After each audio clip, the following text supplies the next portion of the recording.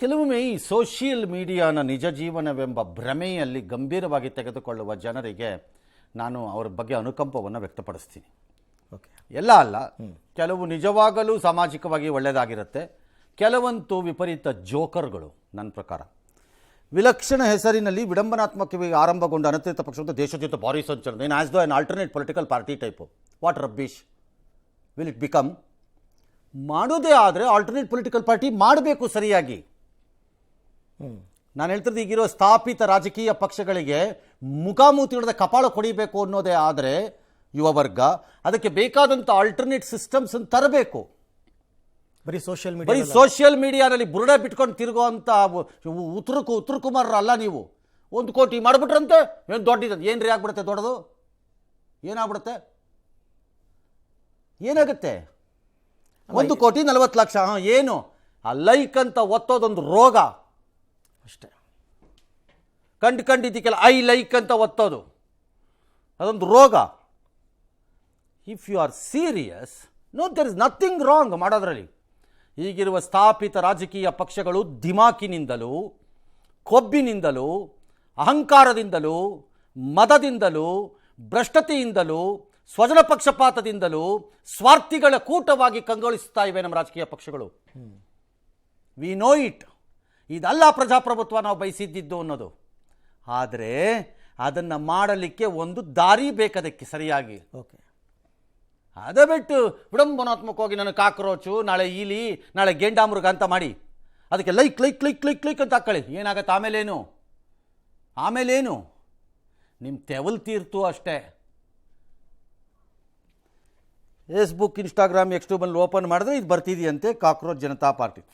ಇಲ್ಲ, ಇದೊಂದು ತಮಾಷೆ, ಇದು ಇನ್ನೊಂದು ಮಜಾ ತಗೋತಾ ಇದ್ದೀವಿ. ಸೋಷಿಯಲ್ ಮೀಡಿಯಾದ ವೈರಲ್ ವಿಡಿಯೋಗಳು ಅಂದರೆ ಏನು? ಯಾರೋ ನನ್ನೊಂದು ದಿನ ಕೇಳಿದ್ರಪ್ಪ, ರಂಗ ಸೋಷಿಯಲ್ ಮೀಡಿಯಾದ ವೈರಲ್ ವಿಡಿಯೋ ಅಂದರೆ ಏನು ರಂಗ ಅಂದರು. ಬೆಳಕು ಮಳೆ ಬಂದಾಗ ನೆಕ್ಸ್ಟ್ ಡೇ ಎದ್ದು ಬಂದು ಕೆಳಗೆ ಬೀಳುವ ಹುಳು ಇದೆಯಲ್ಲ, ಅದೇ ಅಂದೆ. ಅಷ್ಟೇ ಇವುಗಳದ್ದು ಕತೆ. 3 ದಿನದಿಂದ ಬಂದಿದ್ದು ವೈರಲ್ ವಿಡಿಯೋ ಯಾವನ್ಗಾರು ನೆನಪಿರುತ್ತೇನ್ರಿ? ಅವತ್ತೊಂದು ದಿವಸಕ್ಕೆ ಅವತ್ತವತ್ತು ಅಷ್ಟೇ. ಇದು ಅಷ್ಟೇ ಹಂಗಾರೆ. ನಾನು I am not against. We should work towards a better democracy. ಅನುಮಾನನೇ ಇಲ್ಲ, ಈ ದೇಶಕ್ಕೆ ಆ ಕೊರತೆ ಇದೆ ನಮಗೆ. ಎಲ್ಲರೂ ನಮ್ಮನ್ನು ಟೇಕನ್ ಫಾರ್ ಗ್ರಾಂಟೆಡ್ ಮಾಡಿಬಿಟ್ಟಿದ್ದಾರೆ ನಮ್ಮನ್ನು. ಹಾಗಾಗಿ ಆದರೆ ಇದಲ್ಲ, ಇದರಿಂದ ಏನು ಕ್ರಾಂತಿ? ಯಾವ ಕ್ರಾಂತಿ? ಬಂದ್ರೆ ಎಲೆಕ್ಷನ್ಗೆ ಎಲ್ಲರೂ ಡೆಮೋಕ್ರಸಿ ಅಂದರೆ ಸೋಷಿಯಲ್ ಮೀಡಿಯಾ ಬರಹ ಅಲ್ರಪ್ಪ ಅಣ್ಣಂದಿರ. ಡೆಮೋಕ್ರಸಿ ಅಂದರೆ ಚುನಾವಣಾ ರಾಜಕೀಯ, ಅದು ನೆನಪಿಟ್ಕೊಳ್ಳಿ. ಸೋಷಿಯಲ್ ಮೀಡಿಯಾ ಬರಹದಲ್ಲಿ ಲೈಕ್, ಅಲ್ಲಿ ಗೆಲ್ಲಲ್ಲ. ಅದನ್ನು ಯೂಸ್ ಮಾಡ್ಕೊಂಡು ಪ್ರಚಾರ ಮಾಡಿ ಓಟ್ ಹಾಕ್ಸಿ ಗೆಲ್ಬೋದು ಬೇಕಾರೆ. ಸರಿ, ಇನ್ಸ್ಟಾಗ್ರಾಮಲ್ಲಿ ಇದಂತೆ ಫಾಲೋಯರ್ಸ್ ಅಂತೆ, ಅಲ್ಲಿ ಫಾಲೋಯರ್ಸು, ಇಲ್ಲಿ ಫಾಲೋಯರ್ಸು, ಡ್ಯಾಶ್. ಇನ್ನು ಕಾನೂನು ವಿಚಾರದಲ್ಲಿ ಅದನ್ನು ನಿರ್ಬಂಧ ಹಾಕಿದ್ರಂತೆ. ಯಾಕೆ ಹಾಕಬೇಕು ನಿರ್ಬಂಧ? ನಿಮ್ಮ ಅಪ್ಪನ ಮನೆ ಗಂಟೇನು ಹೋಗ್ತಾ ಇದೆ, ಯಾವನವನಿಗೆ ಉರಿ ಬಿದ್ದಿದ್ದು? ಉರಿ ಆಗಿದ್ದು ಯಾವನ್ಗಪ್ಪ? ಈ CKPಯಿಂದ ಯಾವನು ಹೇಳಪ್ಪ ಬಂದು ನನಗೆ ಉರಿ ಆಗ್ತಾ ಇದೆ ಇದು ಅಂತ. ಏಕೆ ನಿನಗೇನು ಉರಿ? ಹಾಕ್ಕೊಳ್ಳಿ ಬಿಡಿ. ಆಗಲೇ ಕೇಂದ್ರ ಸರ್ಕಾರಕ್ಕೆ ಭಯ ಶುರುವಾಗ್ಬಿಟ್ಟಿದೆ ಅಂತೆಲ್ಲ ಆಯ್ತಪ್ಪ ಯಾರು ಭಯ ಪಡೋದಾದ್ರೆ ಒಳ್ಳೆ ಕತೆ ಆಗೋಯ್ತು. ಹಂಗೆ ಭಯ ಪಟ್ಬಿಟ್ರೆ ಹೆಂಗೆ? ಯಾಕದನ್ನು ಬ್ಯಾನ್ ಯಾಕೆ ಮಾಡೋಕ್ಕೆ ಹೋಗ್ತೀರಿ? 3 ದಿನ ಬಿಡಬೇಕು, ಬೆಳಕಿನ ಉಳುತ್ತರ ಬೀಳುತ್ತೆ ಕೆಳಕ್ಕೆ. ಆಮೇಲೆ ಒಂದನ್ನು ನೆನ್ಪಿಟ್ಕೋಬೇಕು, ಸರ್ಕಾರಗಳು ಯಾವಾಗಲೂ, ಅದು ಮೋದಿ ಸರ್ಕಾರನೋ, ಸಿದ್ದರಾಮಯ್ಯನ ಸರ್ಕಾರನೋ, ಇನ್ನೊಬ್ಬರು ಸರ್ಕಾರನೋ, ಎಲ್ಲರೂ ಅದೇ ಅಟೆಂಪ್ಟೇ ನಮ್ಮ ಹತ್ರ ಮಾಡಿದ್ದಾರೆ. ನನಗೆ ಅನುಭವ ಇದ್ದಿಂದ ಹೇಳ್ತಾ ಇರೋದು ನಾನು. ಒಬ್ಬರು ಆಯ್ತು ಹೊರಟ್ಬಿಟ್ಟಂದ್ರು 18 ತಿಂಗಳು ಯಾವಾಗಲೇ ಡೋಂಟ್ ಕೇರ್ ಅಂದ್ಬಿಟ್ಟೆ ನಾನು ಒಬ್ಬರಿಗೆ. ಇನ್ನೊಬ್ಬರು ಹಂಗಾಗ್ಬಿಡ್ತೆ, ಹಿಂಗೆ ಮಾಡಿಬಿಡ್ತೀನಿ ಅಂತ, ನೀನು ಏನು ಮಾಡ್ಕೊಳಕ್ಕಾಗಲ್ಲ ಅಂದೆ ಇನ್ನೊಬ್ಬರಿಗೆ. ಅಷ್ಟೇ, ಅನುಭವದಲ್ಲಿ ಹೇಳ್ತೀನಿ. ನೀವು ಎಷ್ಟು ಇಂತಹ ಭಾವನೆಗಳನ್ನು, ಇದು ವಿಡಂಬನೆ, ಹಾಸ್ಯ, ತುಂಬ ತುಂಬ ಬಾಲಿಶವಾಗಿ ಕಾಣಿಸ್ಬೋದಿದು. ಆದರೆ ಇದು ಭಾವನೆಗಳನ್ನು ತೋರಿಸ್ತಿದೆ ಅನ್ನೋದನ್ನು ಮರಿಬೇಡಿ. ಹೌದು, ಮರಿಬೇಡಿ ಅದನ್ನು ನೀವು. ಅದಕ್ಕೆ ಅಷ್ಟೊಂದು ಜನ ಆಗಿರೋದು ಆಯ್ತಲ್ಲ. ಹಾಗಾಗಿ ನೀವು ತಡೆದಷ್ಟು ಏಳುತ್ತದು, ನಿಜ ಏಳುತ್ತೆ. ಗೆದ್ಲುಳು ಹುತ್ತುತ್ತರ, ಅದು ಕೆಂಜಿಗೆ ಕೂಡ್ತಾರ. ಕೆಂಚಿಗೆ ಗೂಡ್ತಾರೆ ಕಂಡಲ್ಲಿ ಹಿಂಗಂದ್ರೆ ಇಲ್ಲಿ ಕೂತ್ಕೊಳತ್ತೆ, ಇಲ್ಲಿ ಬಂದ್ರೆ ಹಿಂಗೆ ಕಚ್ಚತ್ತೆ. ಮಾಡಿದಾರಂತೆ, ಬ್ಯಾನ್ ಮಾಡ್ತಾರಂತೆ. ಅವ್ರು ಹೊಸ ಖಾತೆ ತೆಗೆದ್ರಂತೆ. 25,000 ಮಂದಿ ಹೊಸ ಖಾತೆ ಹಿಂಬಾಲಿಸ್ತಿದ್ದಾರಂತೆ. 1000 ಬ್ಯಾನ್ ಮಾಡಿದ್ರೆ 1001 ತೆಗೀರಿ ಹೇಳ್ತೀನಿ ನಾನು. ತೆಗೀರಿ. ಯಾವನ್ರಿ ಅವನು ಬ್ಯಾನ್ ಮಾಡೋನು? ನಾವು ಬ್ಯಾನ್ ಮಾಡ್ತೀವಿ ನಿಮ್ಮ ಪಾರ್ಟಿನ ಅಥವಾ ನಿಮ್ದು ಇದು ಇನ್ನೊಂದನ್ನ? ಹೌದು. ನೀವೇನು ಕಡ್ದು ಕೊಮಟೆ ಹಾಕ್ಬಿಟ್ಟಿರೋದು? ನೀವು ಹೇಳಿರೋದೆಲ್ಲ ಫಾಲೋ ಮಾಡಿದ್ದೀರಾ? ಇದು ಜಿರಳೆ ರಾಂಗ್ ರೀ. ಹೆಗ್ಗಣಗಳ ಪಾರ್ಟಿ ಮಾಡಬೇಕಾಗಿತ್ತು ಸರಿಯಾಗಿ. ಹೆಗ್ಗಣಗಳಾಗಿದ್ದರೆ ಕೊರೆದು ಇವ್ರನ್ನೆಲ್ಲ ಹಂಗಂಗೆ ಒಳಗೆ ಸೇರಿಸ್ಬಿಡ್ಬೋದಾಗಿತ್ತು ಬಿಲ್ದೊಳಕ್ಕೆ ನಾವು. ಅಷ್ಟು ಕೋಪ ಬರುತ್ತೆ ಇವ್ರುಗಳು ಆಡೋ ಆಟಗಳಿಗೆ ಒಂದೊಂದು ಸರಿ. ಸಂತೋಷ್ ಲಾಡ್ ಸಮರ್ಥಿಸಿಕೊಂಡಿದ್ದಾರೆ. ಸಂತೋಷ್ ಲಾಡ್ ತಮಗಾಗದೇ ಇದ್ದಾಗ ಇನ್ನೊಬ್ರಿಗಾದಾಗ ಸಮರ್ಥಿಸ್ಕೋತಾರೆ, ತಮಗಾದರೆ ಕಷ್ಟಪಡ್ತಾರೆ. ಇರಲಿ. ಅದ್ಯಾರೋ ಲಕ್ಷ್ಮಣ್ ರೇಖಾ ಪಾರ್ಟಿ ಅಂತ. ಏನದು ಲಕ್ಷ್ಮಣ್ ರೇಖಾ ಪಾರ್ಟಿ? ದಾಟಬಾರ್ದು ಅಂತ. ಕೂತ್ಕೊಳ್ಳಯ್ಯ, ನಾನು ನೋಡಿದ್ದೀನಿ ಅಂತ ಅನ್ಬೇಕು. ಅವ್ನು ಯಾವನೋ ಲಕ್ಷ್ಮಣ್ ರೇಖಾ ಅಂತೆ. ಲಕ್ಷ್ಮಣ್ ರೇಖಾ ನೀವು ಎಷ್ಟು ಸರಿ ದಾಟಿದ್ದೀರೋ ಲಕ್ಷ್ಮಣ್ ರೇಖಾನ ಜನರ ಹತ್ರ ಬಂದು ನಮಗೆ ಬಿಡ್ತೀರಲ್ಲ ಬುರ್ಡೆ ದಾಸರು ತಗೊಂಬಂದು. ನೀವು ದಾಟ್ತಾ ಇರ್ಬೋದು ಲಕ್ಷ್ಮಣ್ ರೇಖೆನ. ಯೋಗ್ಯತೆಗೆ ಪಾರ್ಲಿಮೆಂಟ್ ನಡ್ಸೋಕ್ಕಾಗಲ್ಲ, ಅಸೆಂಬ್ಲಿ ನಡ್ಸೋಕ್ಕಾಗಲ್ಲ, ಎಲೆಕ್ಷನ್ಗಳನ್ನು ನಿಯತ್ತಾಗಿ ನಡ್ಸೋಕ್ಕಾಗಲ್ಲ ನಿಮ್ಮ ಕೈಯಲ್ಲಿ. ಲಂಚ ಇಲ್ಲದೆ, ಜಾತಿ ಇಲ್ಲದೆ, ಟ್ಯಾಕ್ಸ್ ದುಡ್ಡನ್ನು ತಿಂದು ತೇಗ್ತೀರಿ. ಲಕ್ಷ್ಮಣ ರೇಖಾ ಅಂತೆ. ಬೈಲಿ ನನ್ನ ಹತ್ರ ರಾಮಬಾಣ ಇದೆ, ಬಿಡ್ತೀನಿ ಬಾ. ನಿನ್ನ ಹತ್ರ ಲಕ್ಷ್ಮಣ ರೇಖಾ ಇದ್ದರೆ ನನ್ನ ಹತ್ರ ರಾಮಬಾಣ ಇದೆ. ಪಟೇಲ್ರ ಹಿಂದೆ ಹೇಳ್ದಂಗೆ ಜೈ ಶಕ್ತಿ ಅಂತ ಹೋಗೊಂದು ಏನೋ ಹೊಡೆದಾಗ ನಿಮ್ಮ ಅಪ್ಪನ ಶಿವನ್ ಕೇಳದೆ ಅಂತ ಹೇಳು ಅಂದರು. ಹಂಗೆ ಬಾ, ನನ್ನ ಹತ್ರನೂ ರಾಮಬಾಣ ಇದೆ, ನಾನು ಬಿಡ್ತೀನಿ ಬಾ. ಲಕ್ಷ್ಮಣ ರೇಖಾ ಹಾಕ್ದವನು.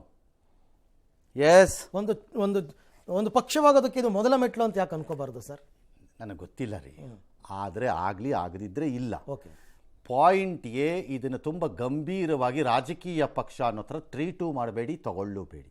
ಓಕೆ, ಅದಲ್ಲ ನಂಬರ್ 2. ಇದನ್ನು ಮಾಡಿದವರ ಭಾವನೆ ನಮಗೆ ಅರ್ಥವಾಗಬಹುದಾದರೂ ಇದಲ್ಲ ಮಾರ್ಗ ಪ್ರಜಾಪ್ರಭುತ್ವದಲ್ಲಿ. ಇದಲ್ಲ. 3ನೇದು, ಇದನ್ನು ಮಾಡಿಸಿಕೊಂಡವರು ಅಂತ ಅಂದುಕೊಳ್ಳುತ್ತಿರುವವರು ಇದನ್ನು ತುಳಿದು ಹೊಸಕ್ಕೆ ಬಿಡುತ್ತೇನೆ ಅಂದರೆ ನೀವು ರಾಕ್ಷಸರು, ದುರಂಧರರು ಅಂತ ನಾವು ಬೈದಾಕ್ಬಿಡ್ಬಾರ್ದು. ದುರಂಧರ ಆಗಲ್ಲ, ರಾಕ್ಷಸರು. ದುರಂಧರ ಆದರೆ ಅವ್ನು ಹೊಡೆದಾಕೋ ಅಂತಾನೆ. ಹೌದು, ರಾಕ್ಷಸರು ನೀವು, ಪ್ರಜಾಪ್ರಭುತ್ವ ವಿರೋಧಿಗಳಾಗಿ ನೀವು ಅಂತ ನಾವು ಹೇಳ್ತೀವಿ. ಅದೇ ಉಲ್ಟಾ ಹೊಡೆಯಿದ್ರೆ ಅವರಿಗೆ ಅಷ್ಟೇ.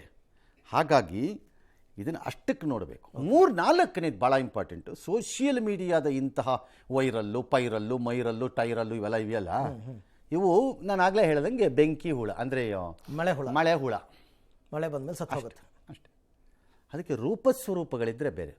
ಅಣ್ಣಾ Hazare, I am not saying Arvind Kejriwal, I am saying Anna Hazare. Anna Hazare ಬಂದು ಆ ಕ್ರಾಂತಿ ರೂಪದ ಆ ಭ್ರಷ್ಟಾಚಾರದ ಹೋರಾಟದಲ್ಲಿ ಕೂತಾಗ ಅದಕ್ಕೊಂದು ರೂಪ ಸ್ವರೂಪ ಸಿಕ್ತು. ನಂತರ ಅದು ಫಾರಮ್ ಆಗ್ತಾ ಹೋಯಿತು. ಅದನ್ನು ಆಮೇಲೆ ಹೆಂಗೆ ಬಳಸ್ಕೊಂಡ್ರು, ಹೆಂಗೆ ಬಳಸ್ಕೊಳ್ಳಿಲ್ಲ, ನಮ್ಗೆ ಹೆಂಗೆ ಮೋಸ ಆಯಿತು. ಈ ದೇಶ ಕಂಡ ಅತ್ಯಂತ ಒಂದು ಹೊಸ ಕನಸು ಸ್ವಾತಂತ್ರ್ಯ ಬಂದ ಮೇಲೆ ಅದನ್ನು ಹೇಗೆ ನಾಶ ಮಾಡಿಬಿಟ್ರು ಎಲ್ಲ ಸೇರಿಕೊಂಡು ಅನ್ನೋದು ಬೇರೆ ಕತೆ. ಓಕೆ, ಬಟ್ ಆರಂಭ ಬಿಟ್ರೈಯಲ್ ಆಫ್ ಆಪ್ ಪಾರ್ಟಿ ಅಂತ ಒಂದು ಬುಕ್ ಬರೀಬೇಕು ಯಾರು. ಬೆನ್ನಿಗೆ ಚೂರಿ ಹಾಕಿದ್ದು ಹೇಗೆ ಆಪ್ ಪಾರ್ಟಿ ಕನಸುಗಳಿಗೆ ಅಂತ. ಕನಸುಗಳಿಗೆ ಚೂರಿ ಹಾಕ್ಬಿಟ್ರು ಎಲ್ಲ ಸೇರಿಕೊಂಡು. ನಿಜ. ಆ ಪಾರ್ಟಿ ಏನೋ ಫರ್ಗೆಟ್ ಇಟ್, ಅದು ಏನಾರು ಮಾಡ್ಕೊಂಡು ಹಾಳಾಕೋಗ್ಲಿ ಅವ್ರುಗಳು. ಅದು ಇಲ್ಲ, ಆ ಥರದ್ದು ಇಲ್ಲ. ಅದಕ್ಕೆ ಓವರ್ ರಿಯಾಕ್ಟ್ ಮಾಡಬೇಡಿ ಪೋಖರಿಗಳ ಥರ ಗೌರ್ಮೆಂಟ್ ಆಫ್ ಇಂಡಿಯಾನವರು. ಹಾಂ, ನಿಜ. ಎಸ್.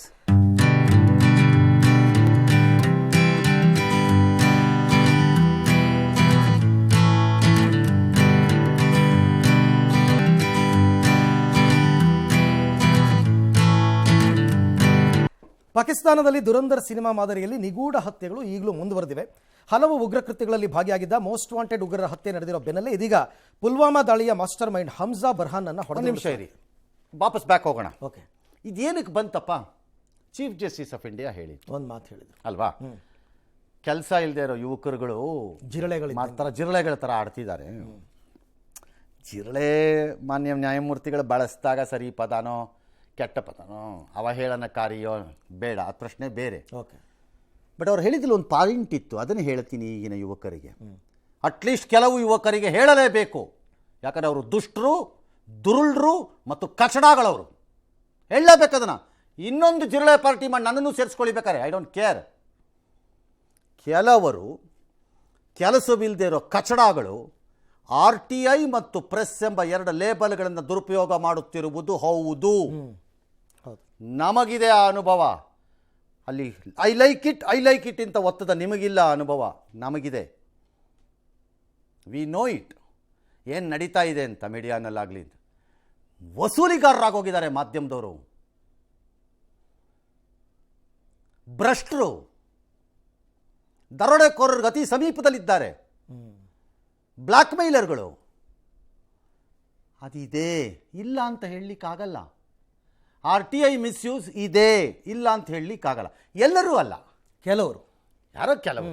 ಹೌದು. ಹಾಗಾಗಿ CJ ಹೇಳಿದ್ರಲ್ಲಿ ಒಂದು ಪರ್ಸೆಂಟ್ ಇದೆಯೇ ಹೊರತು ಕಂಪ್ಲೀಟ್ ಎಲ್ರಿಗೂ ಅಪ್ಲೈ ಅಲ್ಲ. ಎಸ್.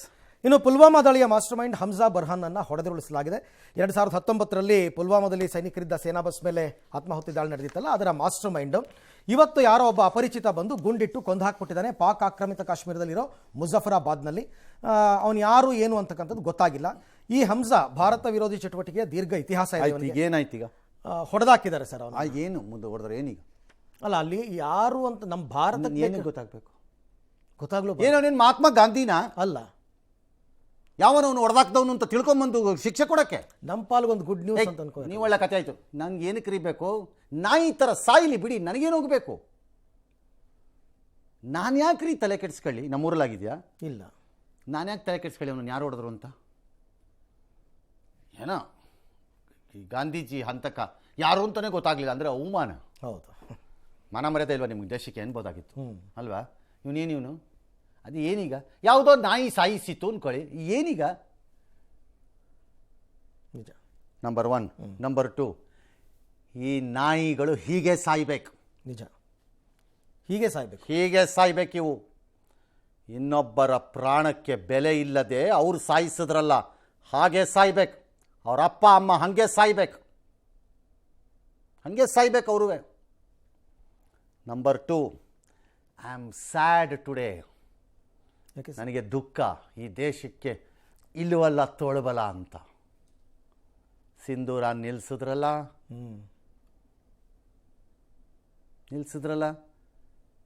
ಇನ್ನೂ ನಡೀತಾ ಇದೆ ಸಿಂಧೂರ, ನಡೀತಾ ಇದೆ ಸಿಂಧೂರ ಅಂದ್ಕೊಂಡು ಬುರುಡೆ ಬಿಡ್ತೀರಲ್ಲ ನಮ್ಮ ಹತ್ರ ಬಂದು. ಏನ್ರಿ ನಡೆಸ್ತಿದ್ದೀರಿ? ಓಕೆ, ಇದೇನಾ? ಇದೇ ಆಗಿದ್ದರೆ ಎದೆ ಬಿಟ್ಕೊಂಡು ಹೇಳಬೇಕು ಇಸ್ರೇಲ್ನವ್ರ ಥರ, ಇಂತಿಂಥ ಕಚಡಗಳದ್ದು ಲಿಸ್ಟ್ ಮಾಡಿದ್ದೀವಿ, ಹೊಡಿತೀವಿ ಇವ್ರಿಗೆ. ಎಸ್. ಔಸಿಟ್ಕೊಂಡೇನು ಹೆದರಿಕೆ ಯಾಕೆ? ಏನದ್ರಲ್ಲಿ ಭಯ? ಅದೇನು ಮಾಡ್ತಾರೆ ನೋಡಬಿಡೋಣ ಅನ್ಬೇಕವಾಗ. ಹೌದು. ನನ್ನ ದೇಶಕ್ಕೆ ನೀನು ಜನರನ್ನು ಕಳಿಸಿ ಮಾಡ್ಬೋದಾದರೆ ನಾನು ಗುರುತಿಸಿ ಪಟ್ಟಿ ಮಾಡಿ ಹೊಡಿತೀನಿ ಅಂತ ಹೇಳಬೇಕು. ಹೆಂಗೆ ಹೊಡಿತೀನಿ? ಹೆಂಗೆ ಬೇಕಾದ್ರೂ ಹೊಡಿಬೋದು, ಹಿಂಗೂ ಹೊಡಿಬೋದು. ಹೌದು. ಅವನು ಯಾವನ ಅಡ್ಡ ಬರ್ತಾನೆ ನೋಡೋಣ ಅಂತ. ಔಸಿಟ್ಕೊಂಡು ಹೊಡೆದ್ರೆ ಏನು? ಯಾವನು ಹೊಡೆದ ಅಂತಲೇ ಗೊತ್ತಾಗಿಲ್ಲ, ಏನು ಪ್ರಯೋಜನ? ಅದು ಒಂದು ತಂತ್ರನೇ ಇರಬಹುದು, ನಾಳೆ ದಿನ ನಾನು ಇಲ್ಲ ಅಂತ ಹೇಳಿಲ್ಲ. But India should declare the policy against the ಟೆರರಿಸ್ಟ್ಗಳಲ್ಲಿ. We will identify and hit you. Following are the fellows, we will kill them. It is our policy. ಅಥವಾ ಕೊಂದಿದ್ರೆ ಕೊಂದಿದ್ದೀವಿ ಅಂತಲೂ ಹೇಳ್ಕೋಬೋದಲ್ಲ, ಅದು ಬೇರೆ ವಿಚಾರ. ಡಿಕ್ಲೇರ್ ಮಾಡಿ ಹೊಡೀರಿ, ಬೇರೆಯವ್ರು ಯಾವನಾರು ಹೊಡ್ಕೊಳ್ಳಿ. ಓಕೆ. ಎಸ್. ಅವನ್ಯಾರ ದಾವೂದ್ ಮಲ್ಲಿಕ್ ಅಂತೆ, ಇದೇ ಥರ ಸತ್ತಿರೋರು. ಸತ್ತಿರೋರು ಸರ್. ಅವನ್ಯಾರ ಶಾಹಿದ್ ಲತೀಫ್, ಯಾವನು ಗೊತ್ತಿರಿ ಇವ್ರ ಹೆಸರೆಲ್ಲ? ಬೇಜಾನ್ ಬಿದ್ಕೊಂಡು ಸಾಯ್ತಾ ಇರ್ತವೆ ಬೀದಿನೆಲ್ಲ. ಮನೇಲಿರೋ ಬೀದಿ ನಾಯಿಗಳಿಗಾರ ಹೆಸರಿಟ್ಕೋಬೋದು, ಪ್ರೀತಿ, ಲವ್ವು, ಅಫೆಕ್ಷನ್ನು. ದಾರಿಲಿ ಹೋಗ್ತಿರೋ ನಾಯಿಗಳೆಲ್ಲ ಕಂಡಿಡಿಯೋಕ್ಕಾಗತ್ತಾ ಹೆಸರಿಟ್ಕೊಂಡು? ನಾನು ಒಟ್ಟಿನಲ್ಲಿ ಎಲ್ಲರೂ ಹಾಗೆ ಸತ್ತಿದ್ದಾರೆ. ಯಾವುದೋ ಒಂದು 2 ನಾಯಿಗೆ, ನಮ್ಮ ಮನೆ ಮುಂದೆ ಇರೋ ನಾಯಿಗೆ ಮಾತ್ರ ಒಂದು ಸಣ್ಣದಾಗಿ ಹೆಸರಿಟ್ಬಿಟ್ಟು ಕರಿಬೋದೇನೋ. ಈ ಊರಲ್ಲಿರೋ ದಾರಿ ನಾಯಿಗಳಿಗೆಲ್ಲ ನಾನು ಹೆಸರಿಟ್ಬಿಟ್ಟು ಕರೆಯೋಕ್ಕಾಗತ್ತೆ? ಇವಾಗ ದಾರಿ ನಾಯಿಗಳಿವು ಎಷ್ಟು ಅಂತ ನಾನು ಕಂಡುಹಿಡ್ಕೊಳ್ಳೋಕ್ಕಾಗತ್ತೆ? ವರಿ ಬೇಡ. ನೆಕ್ಸ್ಟ್. ಓಕೆ. ನೀಟ್ ಪರೀಕ್ಷೆ ಅಕ್ರಮ ವಿರೋಧಿಸಿ ದೇಶದ ಹಲವೆಡೆ ಕಾಂಗ್ರೆಸ್ ಪ್ರತಿಭಟನೆಯನ್ನು ನಡೆಸಿದೆ. ಬೆಂಗಳೂರಿನ ಫ್ರೀಡಂ ಪಾರ್ಕ್ನಲ್ಲಿ ನಡೆದ ಪ್ರತಿಭಟನೆಯಲ್ಲಿ ಸಿಎಂ ಸಿದ್ದರಾಮಯ್ಯ, ರಾಜ್ಯ ಉಸ್ತುವಾರಿ ಸುರ್ಜೇವಾಲಾ ಸೇರಿದಂತೆ ಸಚಿವರು, ಶಾಸಕರು ಎಲ್ಲರೂ ಕೂಡ ಇದ್ದರು. ಕೇಂದ್ರ ಸರ್ಕಾರದ ವಿರುದ್ಧ ವಾಗ್ದಾಳಿ ಮಾಡಿದ್ರು. ಶಿಕ್ಷಣ ಸಚಿವ ಧರ್ಮೇಂದ್ರ ಪ್ರಧಾನ್ ತಮ್ಮ ಸ್ಥಾನಕ್ಕೆ ರಾಜೀನಾಮೆ ಕೊಡಬೇಕು ಅಂತೆಲ್ಲ ಆಗ್ರಹಿಸಿದರು.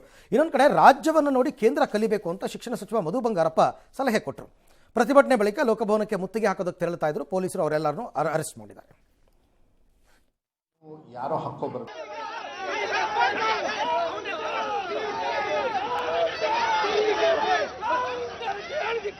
ಬಿಜೆಪಿಯವರು ಕಾಂಗ್ರೆಸ್ದು ಪ್ರೊಟೆಸ್ಟ್ ಬಗ್ಗೆ ನಾನು ಮಾತಾಡಕ್ಕೆ ಹೋಗಲ್ಲ. ಬಿಕಾಸ್ ಅವ್ರು ಎಲ್ಲವನ್ನೂ ಪೊಲಿಟಿಸೈಸ್ ಮಾಡೋದ್ರಿಂದ ಇದಕ್ಕೆ ಮರ್ಯಾದೆ ಕೊಡಲ್ಲ ಅವ್ರಿಗೆ. ಓಕೆ, ಅವರು protest for protest, talk for talk, ಟೀಕೆ ಫಾರ್ ಟೀಕೆ ಅನ್ನೋ ಥರ ಮಾಡಿದ್ದಿದ್ದರೆ ಮರ್ಯಾದೆ ಇರ್ತಿತ್ತು ಅವ್ರಿಗೆ. ಅವ್ರು ಹಂಗೆ ಇಟ್ಕೊಂಡಿಲ್ಲ, ಹಂಗಾಗಿ ನಾನು ಅದನ್ನು ಮಾತಾಡಲ್ಲ. ಬಟ್ ಪ್ರೊಟೆಸ್ಟ್ ಸರಿ, ನೀಟು ಹೋಗಬೇಕು, ನೀಟ್ ಕೂಡ್ದು ಈ ದೇಶದಲ್ಲಿ. ಹಾಗಾಗಿ ಇದು ಕಾಂಗ್ರೆಸ್ ಪ್ರೊಟೆಸ್ಟ್ ಆಗಬಾರ್ದು, ಮಕ್ಕಳು ಪ್ರೊಟೆಸ್ಟ್ ಆಗಬೇಕಿದು. ಹೋಗಬೇಕು ನೀಟು. ನನ್ನ ರಾಜ್ಯದ ಹಣದಲ್ಲಿ ನಿರ್ಮಾಣ ಆಗಿರುವಂತಹ ವೈದ್ಯ ಕಾಲೇಜುಗಳಲ್ಲಿ 50% ಸೀಟನ್ನು ಏನೋ ತೊಗೊಂಡು ಅಲ್ಲಿಂದ ಬರ್ತಾರೆ ಇವರು ಹೊರಗಡೆಯಿಂದ. ಅಯೋಗ್ಯ ಸರ್ಕಾರಗಳು, ಮಂತ್ರಿಗಳು, ಅವನು ಯಾವನು ಟೆಸ್ಟ್ ಮಾಡೋವಂಥ ಏಜೆನ್ಸಿಯಂತೆ ಇಲ್ಲಿವರೆಗೂ ಒಬ್ಬ ಜವಾಬ್ದಾರಿ ತಗೊಂಡಿಲ್ಲ. ಆ್ಯಂಡ್ ಮೋದಿ ಸಾಹೇಬ ಮಾತಾಡಲ್ಲ ಇದ್ರ ಬಗ್ಗೆ. ನೀವು ಪರೀಕ್ಷೆ ಚರ್ಚಾ ಮಾಡ್ತೀರಲ್ಲ ನೆಕ್ಸ್ಟ್ ಇಯರು, ಯಾವ್ದಾದ್ರು ಮಗು ಅದು ರೆಕಾರ್ಡೆಡ್ ಇರುತ್ತೆ. ಒಂದು ಪ್ರಶ್ನೆ ಕೇಳಿದ್ರೆ ಏನು ಉತ್ತರ ಕೊಡ್ತೀರಿ ಸಾಹೇಬ? ಹೌದು, ಉತ್ತರ ಕೊಡಬೇಕಾಗಿತ್ತು, ಅವ್ರು ಮಾತಾಡಬೇಕಿತ್ತಲ್ಲ. ಹೌದು, ಅಟ್ಲೀಸ್ಟ್ ಒಬ್ಬ ಜವಾಬ್ದಾರಿ ತಗೊಂಡಿಲ್ವಲ್ಲ ಇವತ್ತಿನವರೆಗೆ. ಆ NTA ಯಾವನೂ ಇಲ್ಲ. ಪೊಲೀಸ್ ಸ್ಟೇಷನ್ನಲ್ಲಿ ಒಂದು ಸಣ್ಣ ಘಟನೆ ನಡೆದ್ರೆ ಸಬ್ ಇನ್ಸ್ಪೆಕ್ಟರ್ ಸಸ್ಪೆಂಡ್ ಮಾಡ್ತೀವಲ್ರಿ. ಯೋಗ್ಯತೆಗೆ BJPಯವರ ಯಾರನ್ನ ಕೇಳೋಣ? ಇಲ್ಲಿ ಯಾರನ್ನು ಕೇಳಬೇಕಿಲ್ಲಿ? ನಿಮ್ಮ ಅಯೋಗ್ಯತನಕ್ಕೆ. ಒಬ್ಬನ ಜವಾಬ್ದಾರಿ ಮಾಡಿದ್ರೆ, ಒಬ್ಬ ಆಫೀಸರನ್ನು ಮಾಡಿದ್ರೇನ್ರಪ್ಪ?